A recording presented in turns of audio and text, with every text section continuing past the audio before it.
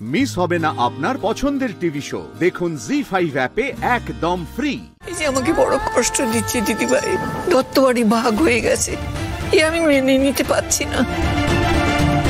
ভেতরে ভেতরে গুমড়ে মরছি। এত কষ্ট পেও না ঠাম্মি।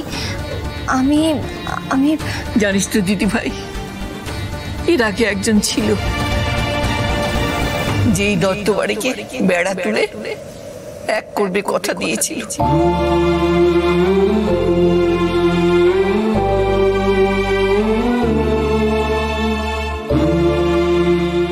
এই বেড়া তো আমি তুলবই। আমি এই দত্ত বাড়িকে আবার এক করবো ঠাম্মি। অনেকটা পথ সে এগিয়েও গিয়েছিল। তারপর সে কোথায় গেল? আমাদের দুর্ভাগ্য, আমরা তাকে হারিয়ে ফেলেছি।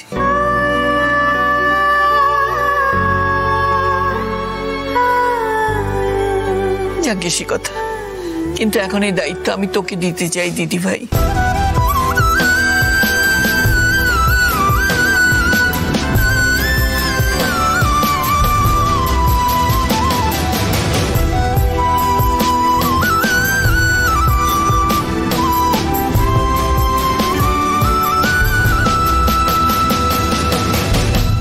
আমি তোমার কথা বুঝতে পারছি ঠাম্মি, কিন্তু আমি তোমাদেরকে মন থেকে নিজের মানলেও আমি তো বাইরের লোক। আমি কি করে দায়িত্ব নেব বলো তো? তাছাড়া আমার কথায় বাড়ির লোক শুনবেই বা কেন? শুনবে শুনবে, তুই বললে ওরা ঠিক শুনবে, না শুনে ওদের উপায় নেই। আর শুন, বাইরের লোক বলে কিছু হয় না দিদি ভাই। আত্মার সাথে টান তৈরি হলেই সে আত্মীয় হয়। শুধু বাইরের লোক হলে তুই এত বড় ঝুঁকি নিয়ে পুটিকে ফিরিয়ে নিয়ে আসতিস না। আসতিস বল? তুমি দেখো পর্ণা, এইভাবেই আত্মিক টানে আমরা তোমায় আবার দত্তবাড়ির সেই আলোকপর্ণা দত্ত করে তুলব। দিদি ভাই, আমার তো চুল পেকে গেছে, অনেক কিছুই দেখলাম জীবনে। আমি মানুষ চোখে দেখতে পাচ্ছি সামনে আরো খারাপ দিন আসছে দত্তবাড়িতে। ভেতরে ভেতরে ক্ষয় ধরেছে এ বাড়িতে। এ বাড়িকে একসাথে বাঁধতে না পারলে বাড়ির সবাই এধার ওধার নানা কিছু করে বেড়াবে। এ বাড়ি ভেঙে যাবে দিদি ভাই।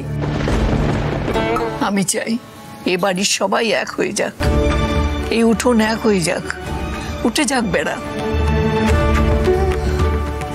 আমি হয়তো তখন থাকবো না, আমার হয়তো দেখে যাওয়া হবে না, কিন্তু তুই এ বাড়িকে বেঁধে দিয়ে যাস।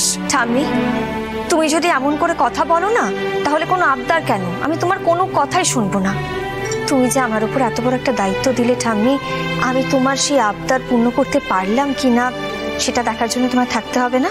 কিন্তু এই কাজ আমি একা করতে পারবো না তোমার সাহায্য না পেলে।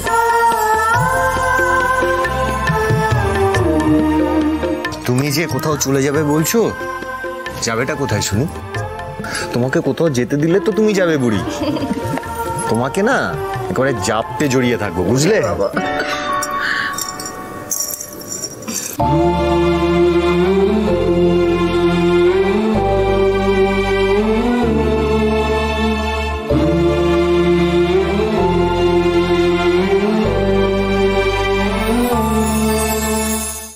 জি5 ডাউনলোড করুন আর সব এপিসোড দেখুন একদম ফ্রি।